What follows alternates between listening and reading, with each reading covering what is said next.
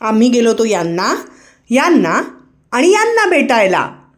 तर त्याचं झालं असं की बच्चे कंपनीला होती सुट्टी, त्यामुळे त्यांनी डिमांड केली की आम्हाला फिरायला जायचं आहे. म्हणून मग आम्ही गेलो वीर माता जिजाबाई उद्यान, म्हणजेच आपल्या राणीच्या बागेत. सुट्टीचा दिवस असल्यामुळे इथे खूप गर्दी होती, पण आम्ही सगळे खूप एक्सायटेड होतो. सुरुवातीला आत गेल्यावर वेगवेगळ्या प्रकारचे बगळे बघितले आणि हा बगळ्यांचा हिरो मस्त शो ऑफ करत पोज देत होता. आणि ह्या मगरी पाण्यात सुस्त पडून होत्या. बहुतेक यांच्या आरामाची वेळ होती. या लुटू चालणाऱ्या कासवाने मात्र ससा कासवाच्या गोष्टीची आठवण करून दिली.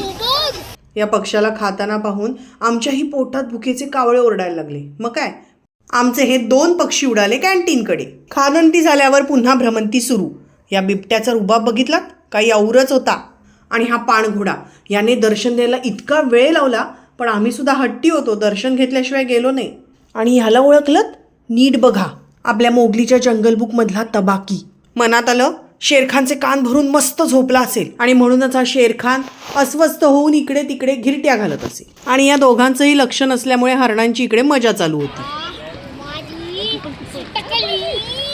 हे कळत नव्हतं की याची का सटकली. अच्छा, ओळखलत का याच्याबरोबर कोण आहे? हा तर लिटिल सिंघम, जिनका दिमाग कम्प्युटर से भी तेज चलता है, ते आहेत हे चाचा चौधरी. पुढे गेल्यावर हे 2 जण भेटले.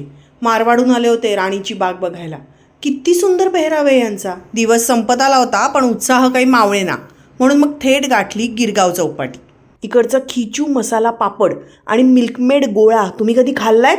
खाल्ला नसेल तर नक्की खाऊन बघा, कमाल लागतो. झूमधले प्राणी दमले होते, पण आमचे हे 2 मंकी काही दमेनात. पण आम्ही मात्र खूप दमलो होतो, म्हणून मग परतीचा प्रवास सुरू केला. तुम्ही गेलायत का कधी राणीच्या बागेत?